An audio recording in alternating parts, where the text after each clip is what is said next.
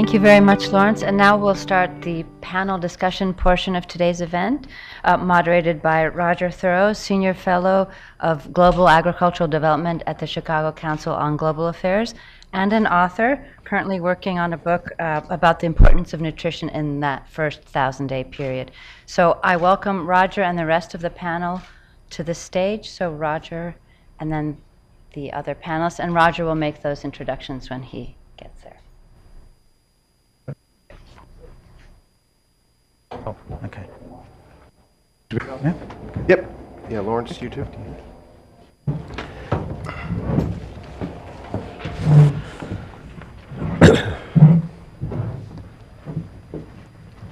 Thank you, Gwendolyn. Thanks, everybody, for coming. Now that I face this direction, I can see the great crowd that's here. So thank you. And hopefully, so we'll have a panel discussion, but then we also want to get a couple of your questions in, depending on the time. The IFPRI board will be continuing meeting after this, so we want to get everybody back to there who needs to go.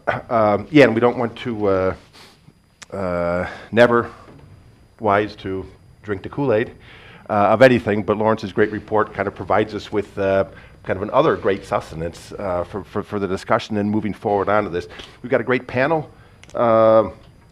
Richard Green, Senior Deputy Assistant to the Administrator in the United States Agency for Development's Bureau for Food Security. Brave Rona Ndesali, Deputy Director of Social Protection Division of the Food and Agriculture Organization of the United Nations, and one of those IFPRI board members. Brave is not only her name, but I think it's also a good accolade for her agreeing to be on this panel discussion. And then Jürgen Vogeli, Senior Director, Agriculture Global Practice of the World Bank.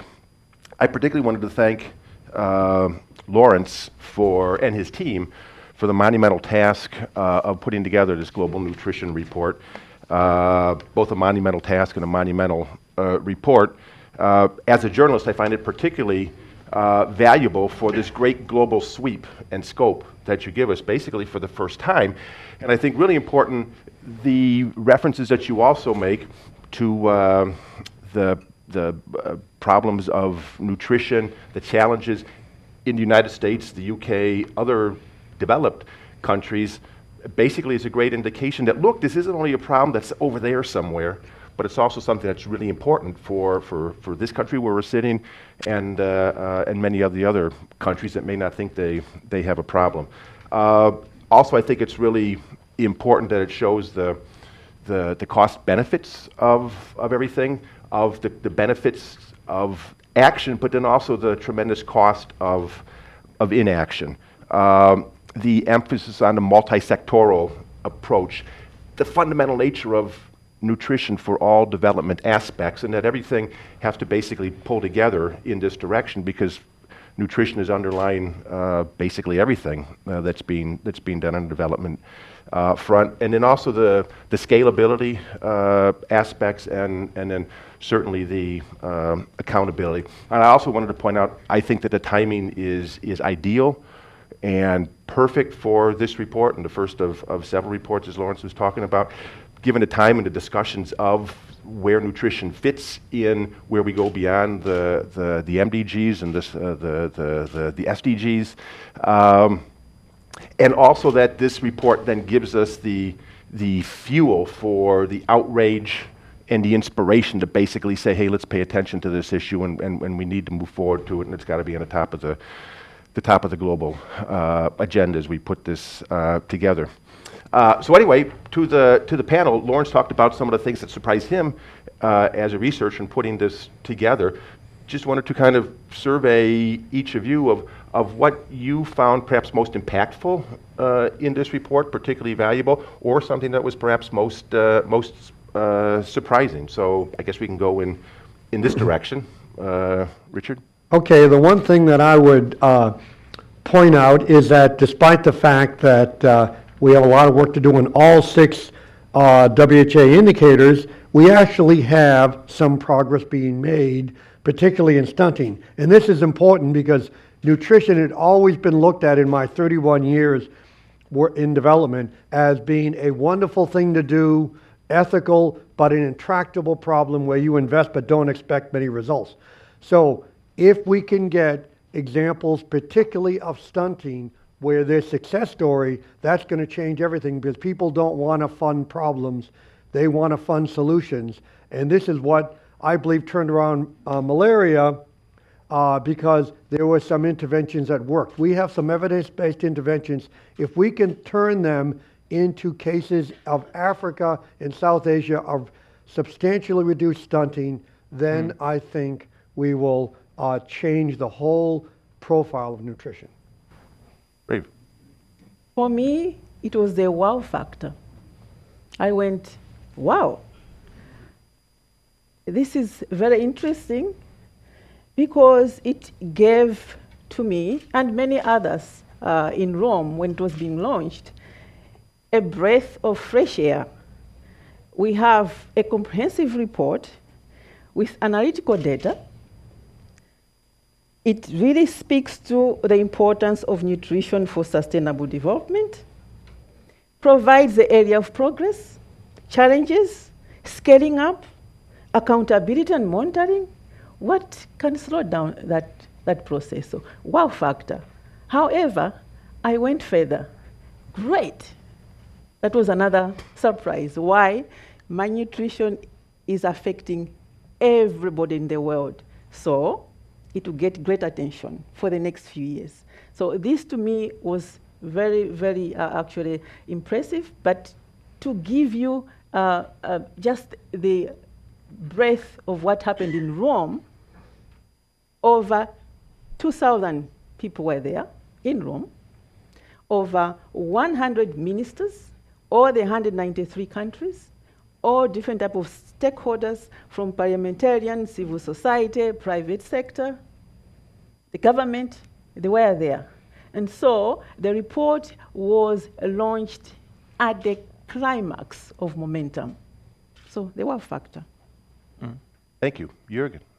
Well, very similar. I mean, first of all, great report, Lawrence. I really enjoyed it, reading it. I think it has something which you rarely have. It has the science, it has the details, it has the good and deep analysis and the data and evidence, but it also takes a big picture view. It takes a step out of the nutrition community, said, what does this mean for development?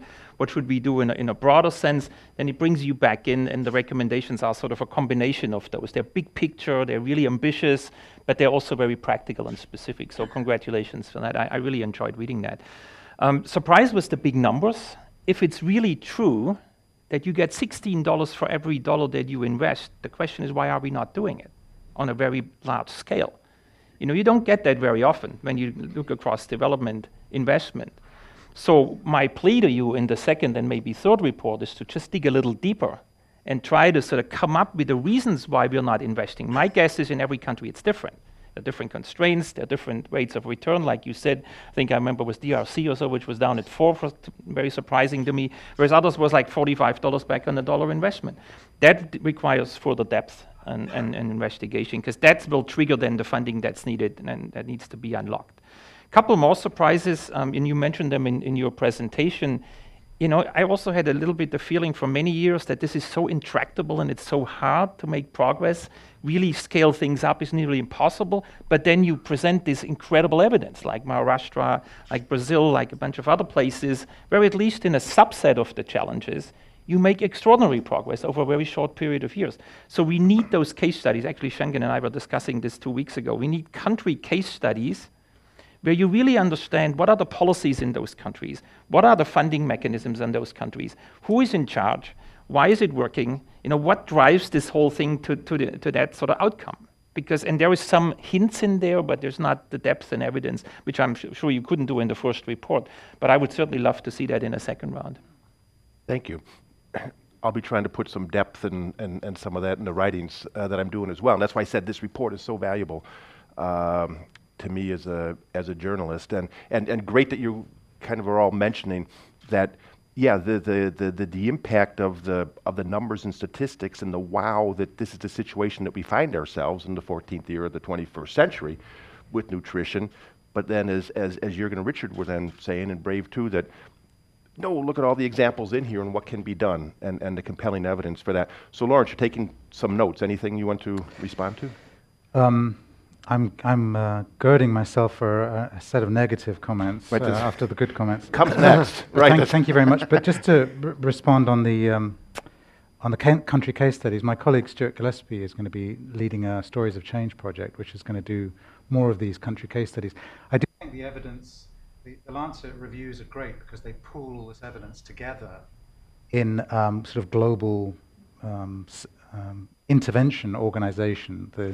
Does this intervention work in these different places? But it kind of atomizes the evidence and it decontextualizes it a bit. So I think there's a need to put it back together again at the country level. Not good progress. One of the big criticisms of the report is that we do tend to focus only on the success stories and not enough on when things don't work. Right. We'll be a bit braver next time.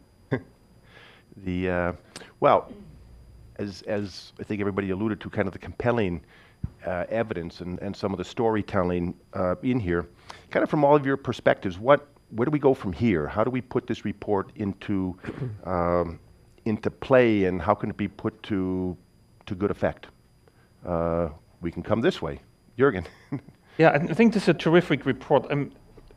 Partly also because it's so accessible. It's not for the experts in nutrition only to read and understand. I really enjoyed reading it, and I'm not a nutrition specialist. So I think that's a great start, because I feel over the last 10 or 20 years, you have made such a compelling case within your community of why this really matters, why this is life-changing, why you can save people's lives. It now needs to come out of that community into the agriculture community, where I am in, into the education community, into other communities in a much more intensive way, because a lot of the funding that you need is outside of the nutrition community at the moment.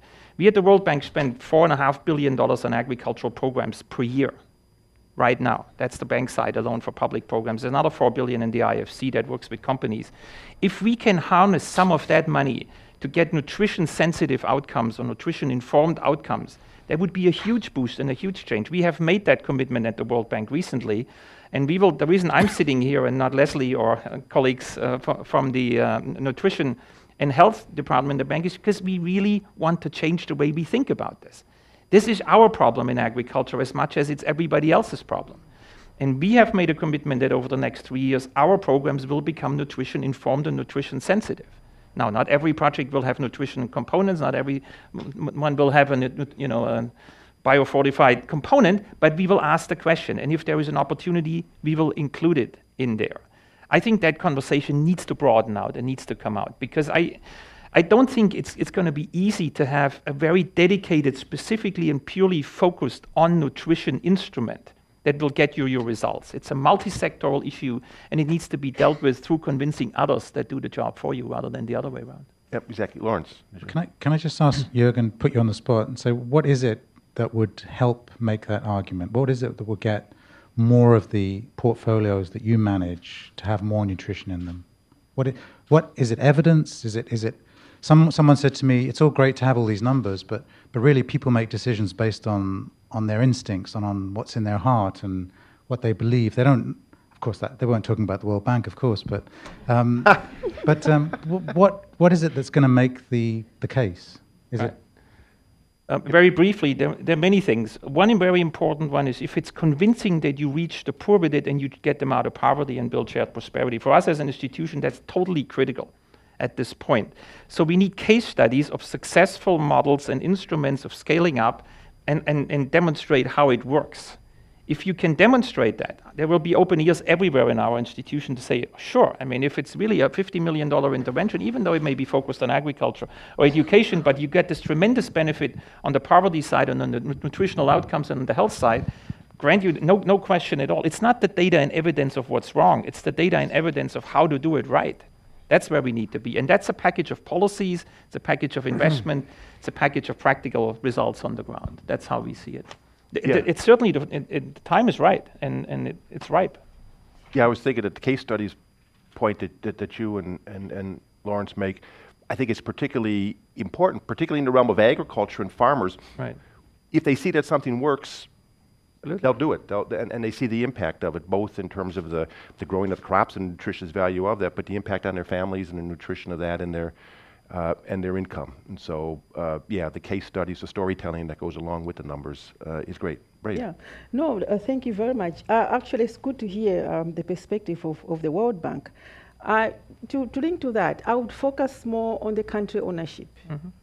It's extremely important, especially for this report, that it gets rooted and entrenched in countries, launched in countries, I hope, so that it gets the attention of policymakers, it gets rooted into the investment plans. Unfortunately, in most countries, especially in Africa, nutrition is an orphan.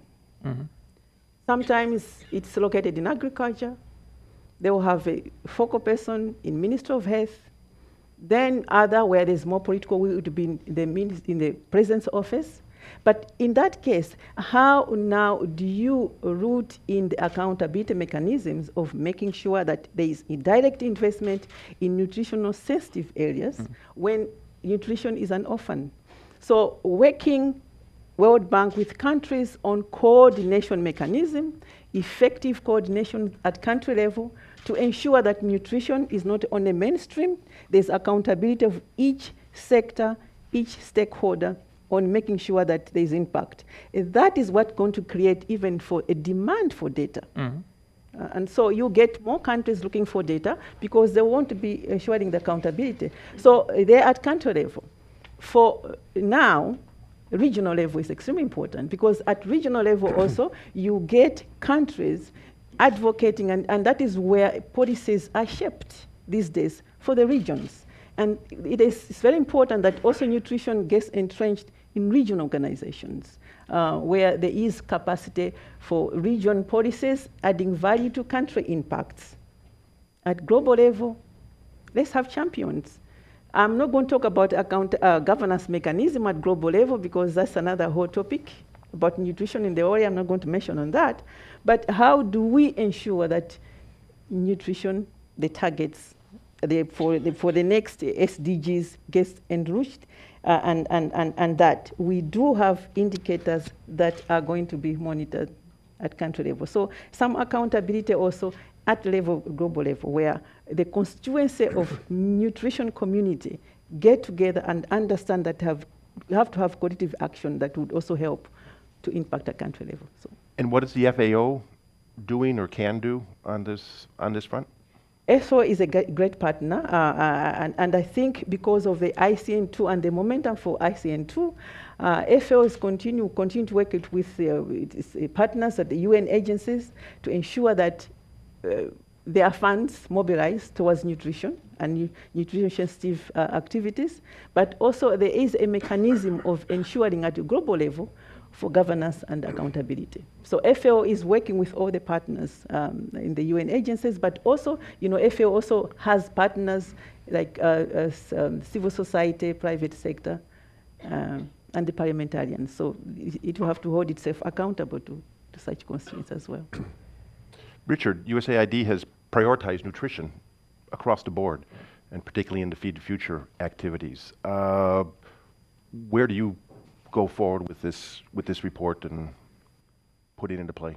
Well, I mean, this report, building on the Lancet series, talks about the importance of nutrition-sensitive interventions and programs because, as the Lancet series said, even if you scale up the nutrition-specific or the 10 most evidence-based interventions in nutrition to 90%, the 10 of them, you will only get a 20% reduction in stunting. So obviously, you need to go beyond the traditional nutrition-specific interventions. But at this point, I think the whole concept of nutrition-sensitive programming has kind of gone awry because it envelops almost everything. And so you can say, well, we spend billions and billions on nutrition-sensitive programs because it includes all of agriculture, all of water, hygiene, and sanitation, half of our women's programs, and there's no discrimination of what really works. And so what we're doing based on our multi-sectoral nutrition strategy, which we've rolled out and now implementing, we've come up with about 5 specific items which will determine if an agriculture program, for instance, is nutrition sensitive, things which are black and white. And then we're going to go back and try to monitor them and look at the data. Because if we don't make it very selective, then we're going to be in a worse situation than we are now, because people are saying, you know, why do you need more money for nutrition interventions? You're already spending $1 billion on nutrition sensitive interventions. In fact, I think it was more than $1 billion a year that had been originally calculated. So we do need to be more discriminating. We need to look at the data on this, and then we need to take this whole concept to another level. I think the multi-sectoral references, not only nutrition, but the water, sanitation, hygiene, got all sorts of wonderful things that I'm learning about, the environmental enteropathy, the impact of aflatoxins, all these things on the nutritional front. And I think the case study of Maharashtra kind of talks about this kind of multifaceted front or assault that one needs to launch on that. So Lawrence, any other thoughts or then we'll go to questions? Just the comment, the very important comment by Brave about country-led. I think Jürgen also we were chatting about this beforehand as well. Very important, and the report tries hard within the context of a 6-month period to do that. We are going to have 6 country roundtables, Brave, 2 in India, 1 in Ethiopia, Mexico, Indonesia, and Zambia. The really encouraging thing, however, is that a number of countries have come to us and said, we are going to organize our own roundtable around this. Can you just give us a bit of technical backstopping support with some of the materials? And these are countries like Benin, Myanmar, Cambodia, Guatemala, South Africa, Malawi. So great. So that's a real good test for us. And are you finding that these countries are willing to or eager to learn from successes that are going on elsewhere? Countries are, that's the evidence that they find most compelling. Is what is a country that they measure themselves to, directly or indirectly? How have they done it, and what have they done? It's very powerful.